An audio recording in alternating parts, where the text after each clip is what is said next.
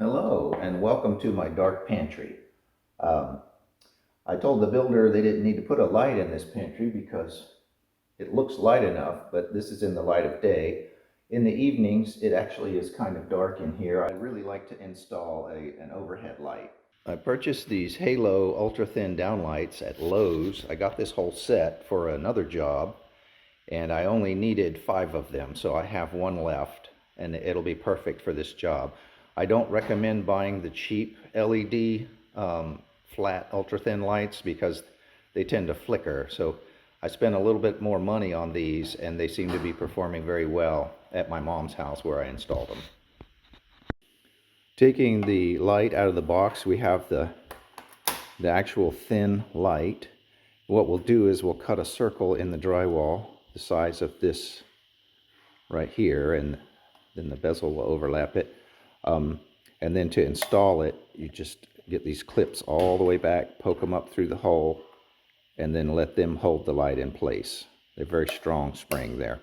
And then this wire here is going to a controller. I believe this controller is delivering 12 volts to the light. So this controller will be hooked to 120 volts AC. It actually has a little opening here. So you just run your normal house wiring in through one of these holes here. If they're not big enough, you can also break out the end and put a little cable clamp in there and run it in that way. And then there's connectors in here for it. So it's a very simple connection. You just connect the white and the black, and I'm going to be running through a switch. I'll show you how to do that as we go. I need to mark the ceiling in the pantry. You're looking at the ceiling now for where I want to put the light. So I thought about putting it in the very middle of the ceiling, but then decided because of the shadows of the shelves as you go down the pantry, I probably want to place it towards the front of the pantry. And that way and there'll be more light shining on the shelves. The further back you place it, the more the shelves, this is a top shelf right here, the more the shelves will cast a shadow. So I want to put it all the way to the front of the pantry. So the light is roughly 6 inches in diameter. So I'm going to place the center of the light 6 inches out, and that'll give me an extra 3 inches or so, if that makes sense. Put the center right here. If the diameter is 6, it'll be about like that. So I'll just mark at 6 here, roughly. I don't know that that's the middle, and then I'll measure across to get the width of the pantry is about 55 inches. So half of 55 would be 27 and a half. I'm sorry. So 27 and a half is right here. So that's the center that way. And then there's my 6-inch mark. I'll just move it over here.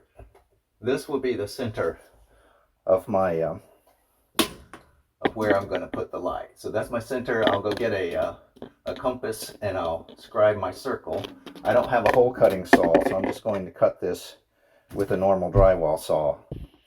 I'll need to put a light switch in here also, and I measured a light switch on the wall out in the house, and it's 43 inches to the bottom of the switch. So I can't put it on this wall next to the jamb. There's just not enough room right there. So I'll put it on this wall. I'll just put the switch right here, maybe just a few inches in, because there'll be a stud there most likely holding the drywall. So I'll mark 43 inches up, a few inches in here. I'll use my stud finder just to make sure. Okay, there's a stud right there, so I don't want to put the switch right there, obviously.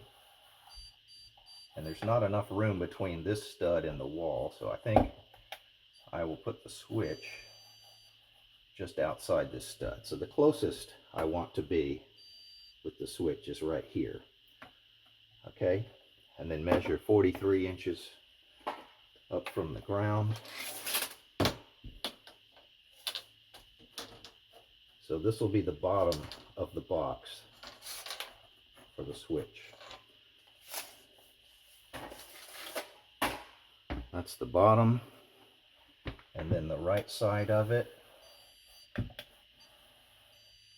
will be no closer than that. So when the stud finder finds a stud, that means you're near it. The stud could come out as far as here. So I'm just going to be conservative and give myself a little room.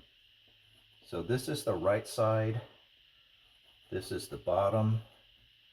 Don't need that mark. So we'll cut out the box right here. We'll put the box up against the wall. It's an old work box. Put it up against the wall, trace it, and then cut out the outline. This is an old work box, it's called. It's brand new. It's not old, but it's called old work because I'm going in to where a house has already been built and putting it in. It has these little flaps that fold in. So those are folded in. You insert it into the hole in the wall, turn these screws.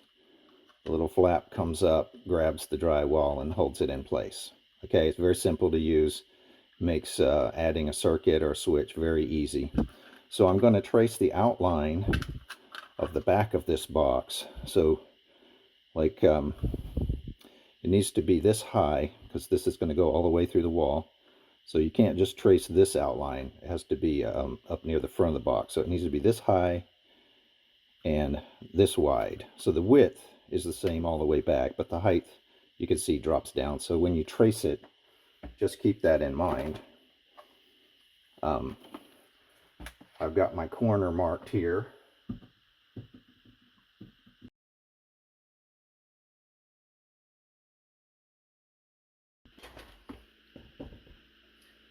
All right, and just pop this out.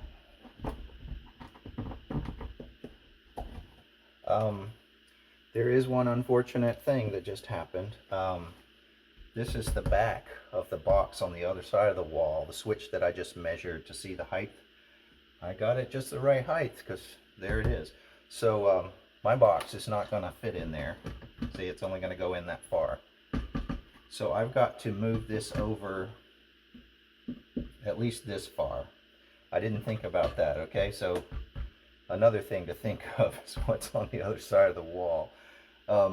In many cases, there's not going to be anything over there. So this was just a lucky coincidence, I guess. So I'm going to have to move my hole over quite a bit to clear this box.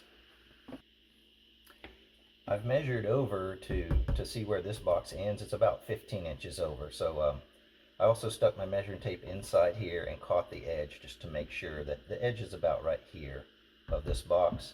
So I'm going to go ahead and put my box with the edge starting right here on this mark.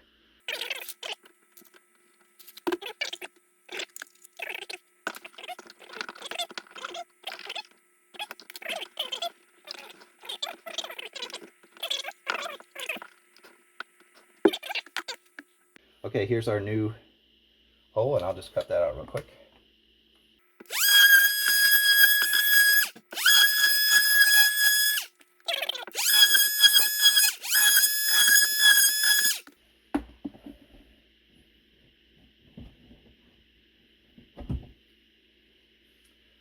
When removing this, it's nice if you can catch it and not let it fall down in the wall, just in case you did cut the hole in the wrong place. You can use this piece as a plug. So I was lucky enough to catch this and get it out. So if for some reason this hole's in the wrong, it looks good, but if for some reason I couldn't use this hole, I want to save this until the job's done. I also going to mark which way is up, so I know, and I did that on this other piece too that goes in this hole. Okay, after getting the hole cut in the right place, I want to test my box that it fits in. Oh, look at that, it fits right in there. Very nice. These two screws, when you tighten those, I showed you the flap, it'll pull the box in. You don't want to do that yet because we're going to feed the cable down. We need the hole open to catch the cable.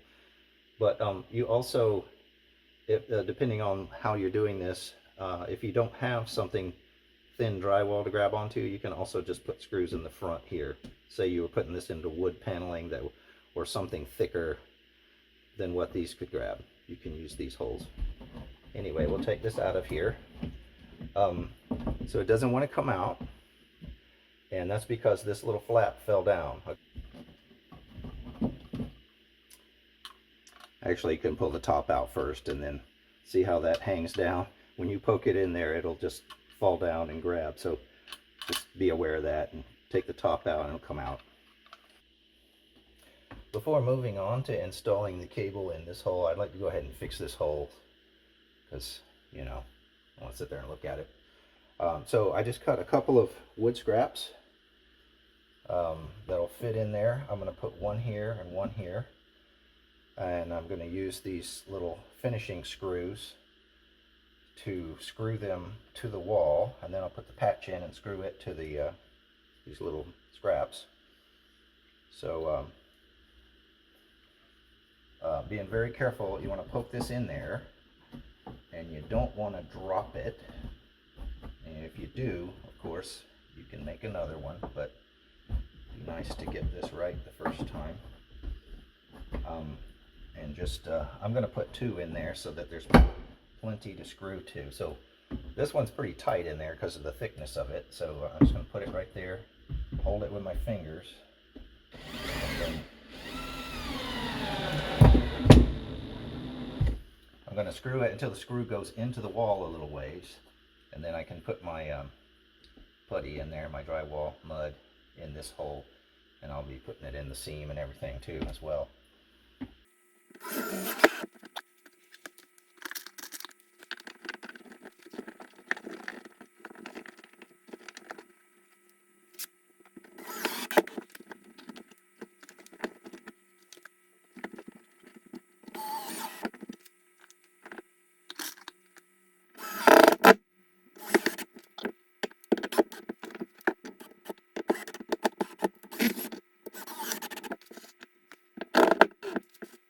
Using that same multi-tool, I've put a sanding head on it, and I'm just going to sand down the rough places where I've replaced this thing.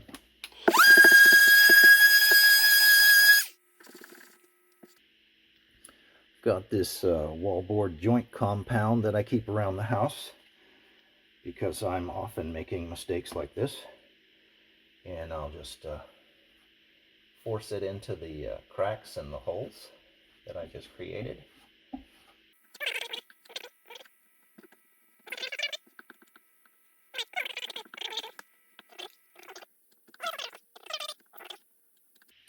I'm going to let that dry while we work on the rest of the original project, and then we'll sand it, touch it up with paint. You won't even know it happened. For the light cutout, we're going to have a round hole right here, about 6 inches in diameter, but I don't want to just cut that. I've got blown in insulation, so if I just cut a hole there, I'd have insulation come falling down on me. So what I'm going to do is just drill a hole right in the center of where that hole is going to be. Actually, no, I'm going to draw it first and then drill. Once you drill the hole, it'll be hard to get the compass on there to draw your circle. So I'll draw the circle first.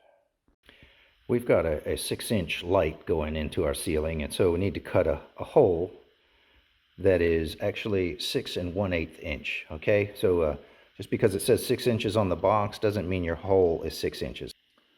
I'm going to use this template to set up my compass. I'm assuming this is a 6 1/8 circle. Let's don't assume anything. That already got us in trouble, right? So I'm going to measure it, and sure enough, it's a 6 1/8 inch circle. So I'm going to use it to set up my compass. I'll put the center of the compass right here, and then just bend it out until the center's there and the mark is there. Okay, so I'll take this into the closet, put it in the center on the ceiling, and just run it around and mark my circle. Got my compass set up for a 6 1/8 inch circle using the template, and here's my center mark right there. I don't know if you can see that. I'll poke the center of the compass in there and then just mark out my circle. Oops. Okay, you definitely want to hold on to that hole. So it's good to, you know, actually poke a little hole, because you'll be, you might fall out of it like that right there. And so I can just find it again. There it is. Okay, so I've drawn this circle, And again, for sanity check, we'll measure our circle. See, so just measuring across here. It is 6 1/8. Okay. If it's slightly bigger than that, the bezel is about a 1/2 inch. So we've got a little room to play with. We want to make sure it's big enough that we poke it in there, but we don't want it so big that it just pokes right through. So now that I've drawn my circle, it would be tempting to just cut this out, but I've got blown in insulation on top of there. So what I'm going to do is just drill a hole in the center. I went ahead and drew the circle first because once I drill, I can't use my compass.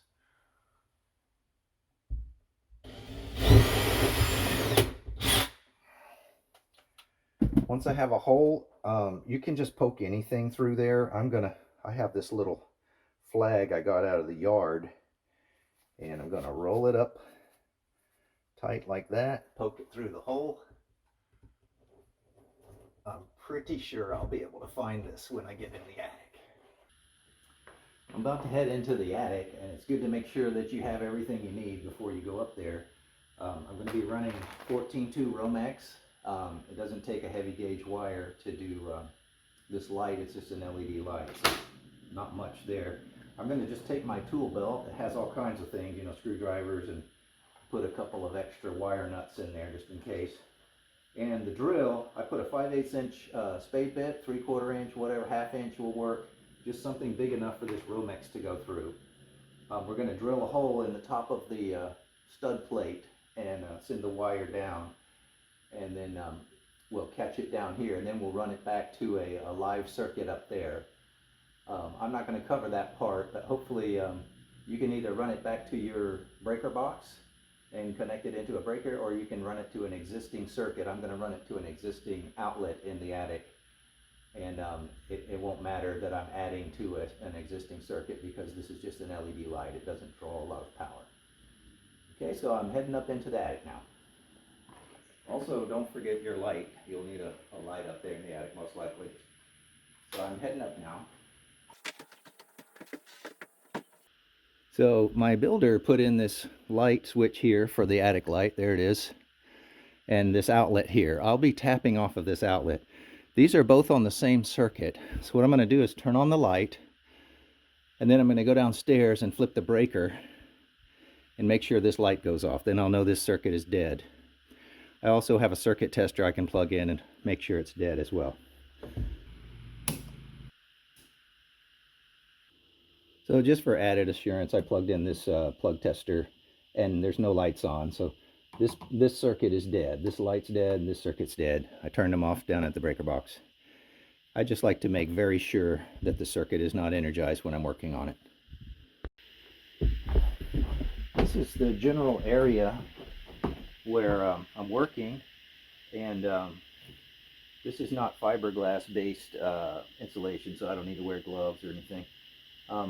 I can see my flag right here that I poked in from the bottom, so I found it. There's a lot of insulation here, so I'm just going to pull the insulation back and get it off of the area where we'll be cutting, and when we get the light in, we can put the insulation back on it.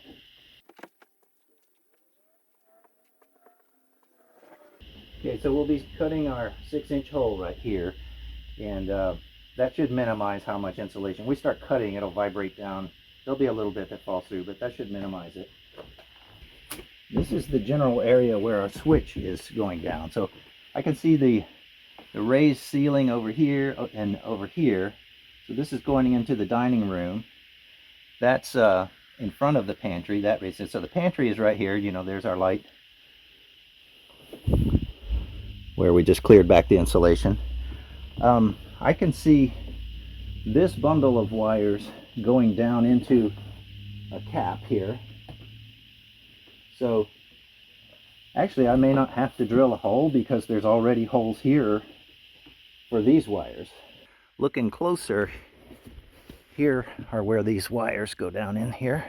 You can see this hole right here is where I want to poke my wire, and it should come out on that side of the switches that are on the other side and close to the hole, and I should be able to grab it. So I'll unwrap my Romex wire and poke it down in there about maybe 6 or 8 feet of wire, and that should be far enough, and then I'll go downstairs and make sure I got there. So this Romex is 3 wires. It's a bare wire and a black and a white, and so you can see that poking out the end. It's pretty stiff. It's solid core wire, so you can just kind of unroll it and straighten it out as you go. And I'm going to get about 6 or 8 feet of it straightened out here. And then once I get some straight, I can just poke it in this hole right here. I don't know how well you can see that. There's the hole that's already being used for the other wire. And just going to try to poke it in there with that wire. Oh, there it goes. Okay, so I'm going to poke down all of this that I have straightened out.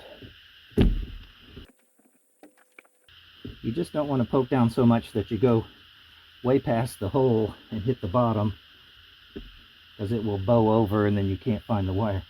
Okay, so I think I've poked enough in there. Let's go downstairs, see if we can find that wire in our hole. Well, I'm checking at the box. I don't see the cable. I should see it going by the hole there. So I reach it up in there as far as I could, and I don't feel it either. So I either didn't push it down far enough, or it curled up as it was going in somewhere and didn't come all the way down. I don't quite know what happened, because I can reach from this stud to this stud all up in here, and I don't feel anything. So I'm going to go back upstairs and push some more wire in and see what happens. Okay, I just reached in there, found this guy. Go ahead and pull it out. I put a whole lot extra in there, as you can see, but I'll pull that back up out of the way.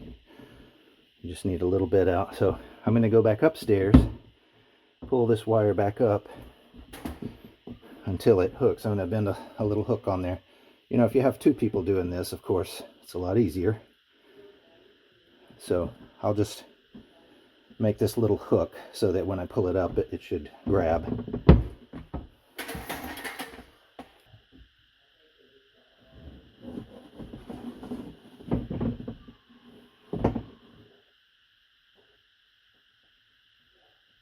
Once we get it out, before we strip anything or do anything, we want to poke it through the back of the box. So the box has these little, I don't know how well you can see it, these little tabs.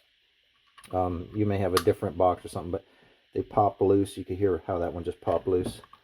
And just stick it in there under that tab there, and that will grab it and not allow it to go back. You can't pull it back out once you stick it in, unless you push the tab out of the way. So pull out enough wire to work with. I like about, you know, this box has plenty of room, so I like to get 8 or 10 inches of wire out like that, so you can see it's that much wire. You don't want so much that you can't stuff it back in the box, but you want enough that you can wire up your switch and then have room to put it back in. Once you get the wire through the box, you can just poke the box into the wall and tighten those screws. Just press it flush against the wall, and then just as you turn these screws to the right, that flap will go down, and then as you continue to turn it, that flap will get tightened up against the back of the drywall. I can feel that one getting tight. Just get it snug, and we'll do the top one same way. And if you're concerned about this being level, I mean, that looks pretty good to me. If you're concerned about that, you can put a level against it and loosen these and move it around. So there's a little bit of play in there. But these are nice and tight. And you can see that box isn't going anywhere now. It's in there. The next thing, once we get our wire through the box and we get all that installed and screwed down, I have this this Romex stripper that I use, but we just need to strip back the wire. So just poke it up in there. It has a little sharp tooth inside there. I don't know if you can see that. See that little tooth? And you just stick it over the wire like that, clamp it down and just pull, and it splits open the wire. This one is about 100 years old, so it's not as sharp as it could be. Get your wires out. And then this wire, the black wire, is bringing the power in from the power source.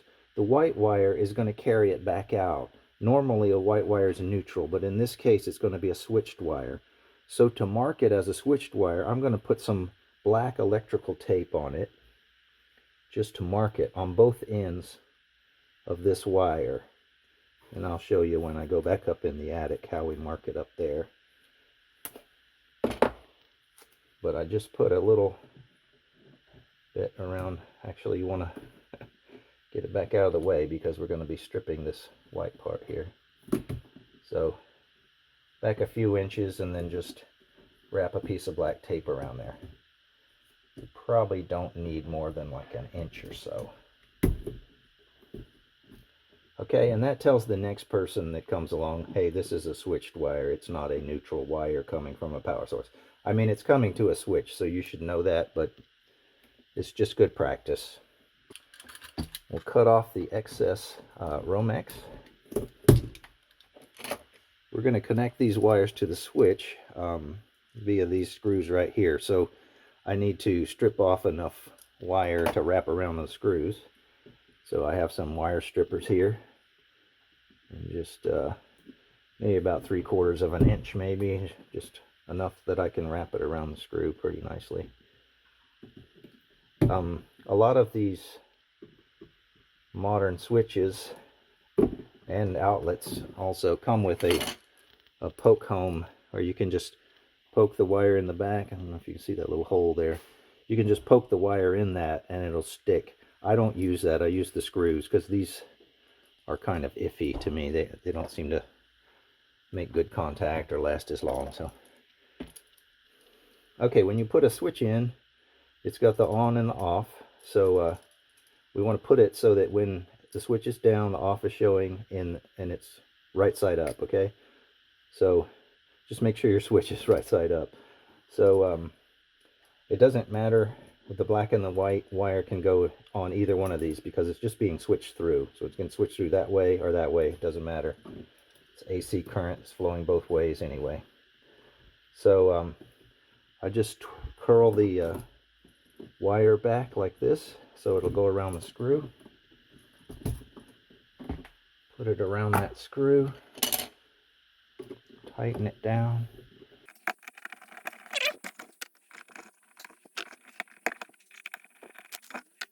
Alright, the switch is wired in so that when you switch this, the current's going to flow in here, back out this way. Just give it a good pull to make sure it's in there. This is the ground wire, and this metal part of this switch can be grounded. I'm not sure how important it is, but I always do it just to make sure. And I'm pretty sure that's required by code, probably.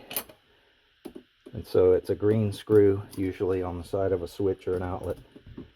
And just connect the bare wire to that, and that's your ground wire. And what that'll do is if there's any fault currents that somehow get on this metal plate, they'll be carried back to ground this way. Once it's all wired, you can fold up the wire inside the outlet like that, and then just fold the wires up and kind of get it lined up so that these screws are going to go into these holes, and then just screw that in. So we'll just go ahead and screw this the rest of the way in.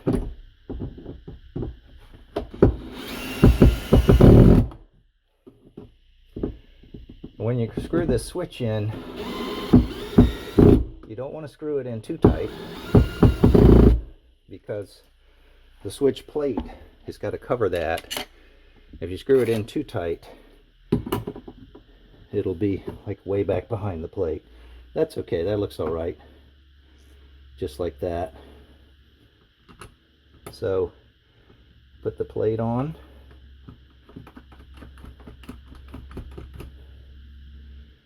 And get these screws in, and the switch part will be completely finished on this end.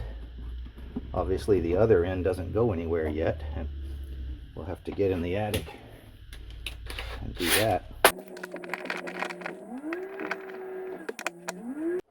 Now it's time to cut the hole in the ceiling. You can see where I've drawn this.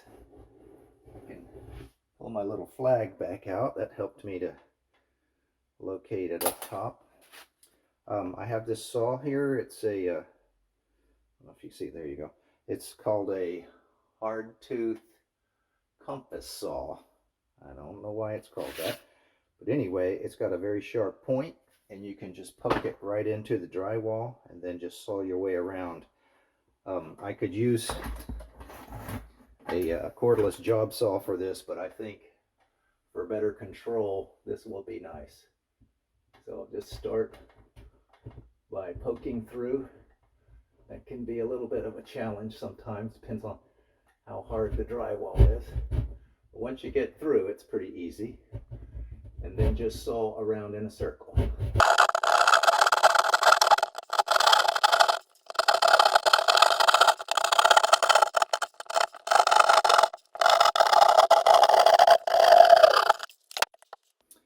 I highly recommend keeping your mouth closed while sawing overhead. Now that we've got this hole open, we can fit check the light up in there.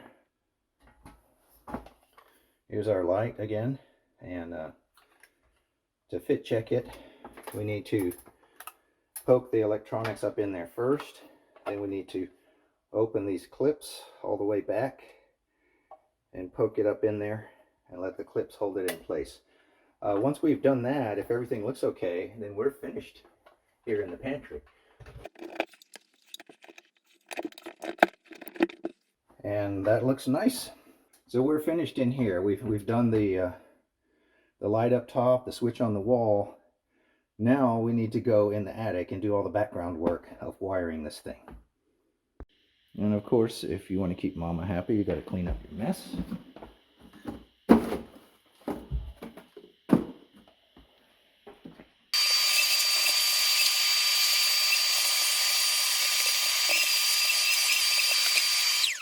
We're back up in the attic. First thing we do is make sure power is still off on this circuit that we're working on. There's no lights here. This light doesn't work. Our wire that we fed down to the switch is coming out right there, you can see. And it needs to run over here to this junction box. So there's our junction box. Let's go ahead and open that up. And take the wires out of that so we can wire to it. But we're going to need to cut this wire here.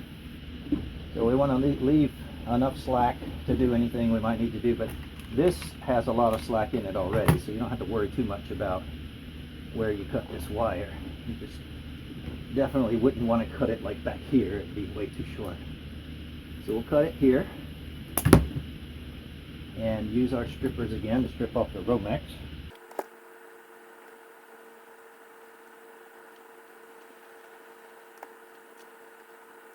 So we have the black and the white wire here, just like before. Sorry about the lighting. And this white wire is switched from down at the switch. So hot is black. That will go in this side, go down to the switch.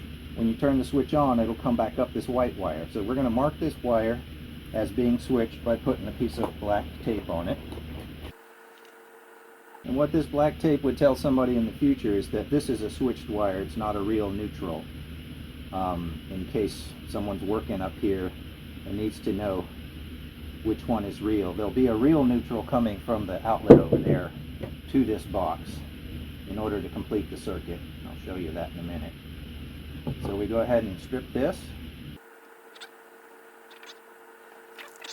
And this box has these little holes where you can just poke wire in. You have to take out the plug You just pull that back like that. I'm sorry, you don't lift it up, you just pry it back like that. There it goes. Okay, and then the Romex fits in there really nicely. If this was a large gauge wire, this would not work very well. But since it's a fairly small gauge, you can just poke it in there. Not a very big cable. Just poke it in like that. Okay, and then we'll connect. The switched side is going to go to the black wire here. Okay, because that's going to be hot. So you can just poke it right in here in this terminal on this particular one. This could be a screw terminal or whatever, but in this case it's just, you just poke it in there. And that's all we have to do with this one. Now we need to wire the part coming from the outlet. So this cable's not connected to the outlet yet, but it will be. But right now we'll go ahead and wire this so that we can run it over there and know how much slack we need.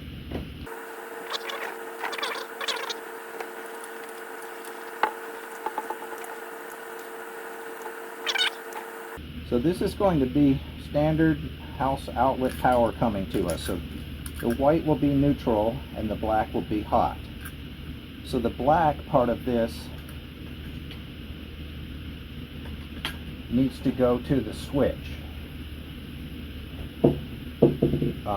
on the black side of the switch. So we've got the black going to the switch.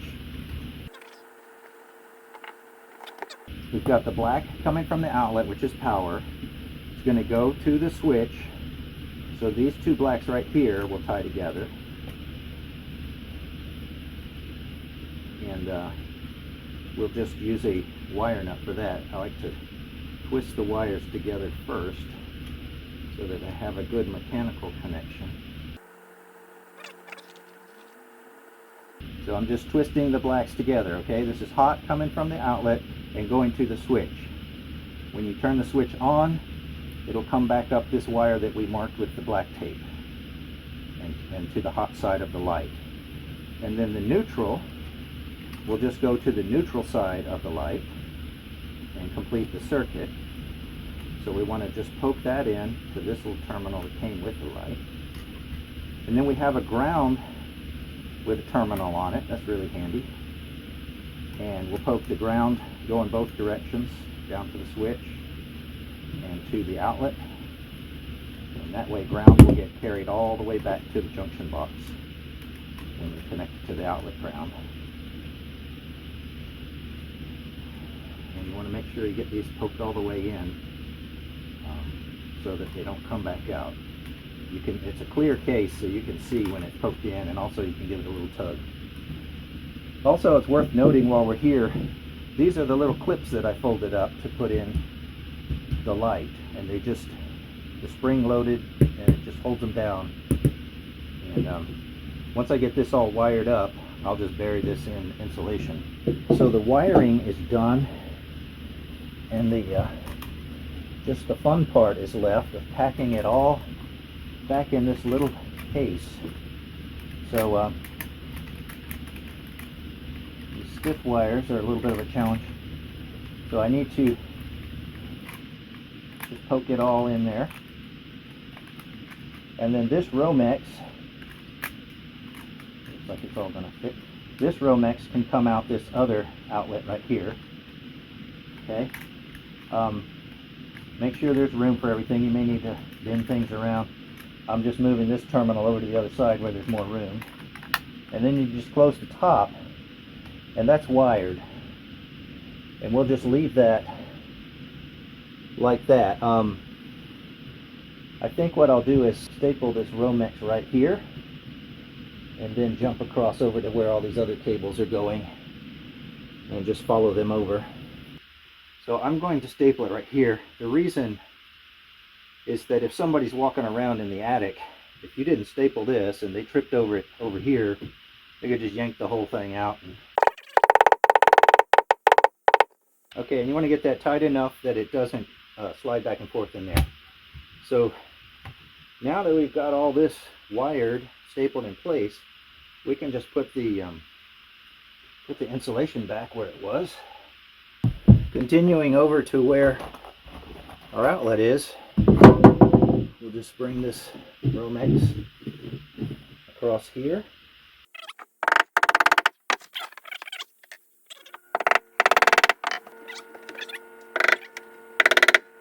And then here's our outlet that we're going to wire to, so we won't staple this yet until we've got it wired. Now I bought 25 feet and that was just enough, wasn't it? I'll have to cut off maybe a foot or two of this. So that worked out nicely.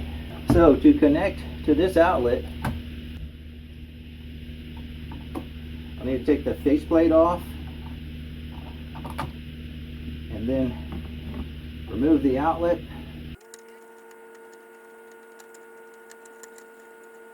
Now on this outlet, the original contractor used the poke home connection, so they just poked it in there.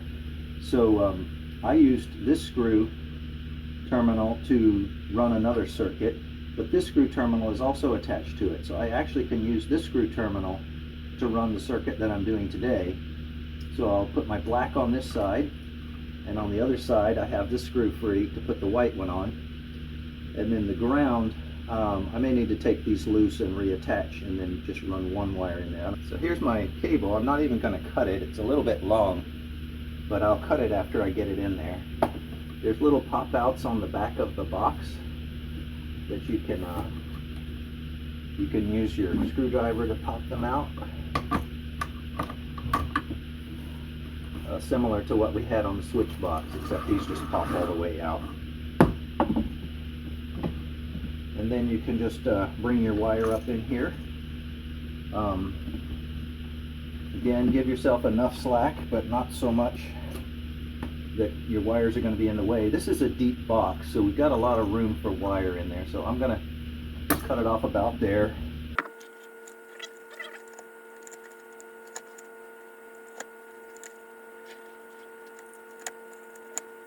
And then again, just strip the black and the white wires. You want to strip enough off so that you can wrap it around the screw here. So this is the black side. That's hot. Now we have the circuit off, so I can touch this. It's not going to shock me. Sometimes I like to just go ahead and touch it just to make sure, you know, when I'm not in a position where I'm grabbing at something, just to make sure it really is not hot.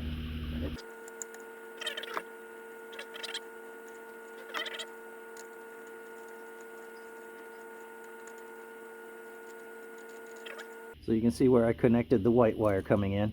I'm going to disconnect the ground wire.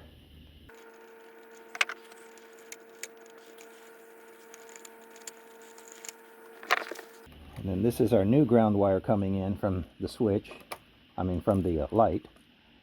And what we'll do is we'll take this longest one and we'll leave the hook on it. And then these other two we will twist together back here like that. So we'll twist it all together and then we'll have the hook.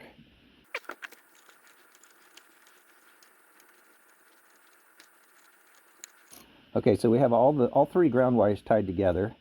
Then tied to here, we're going to put it back on this screw here. Of course, this is very stiff because there's three wires in it, so you'll have to deal with that.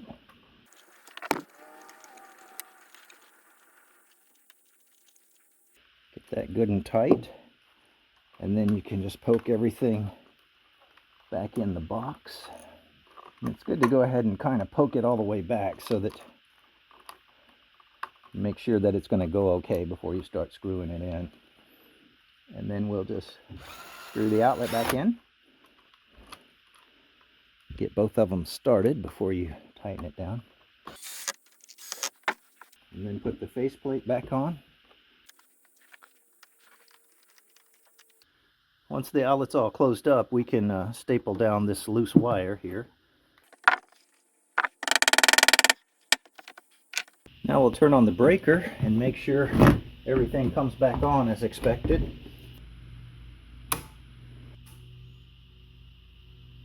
Okay, we've got power to our light and our outlet. Everything looks good there. let's go check out our light in the closet.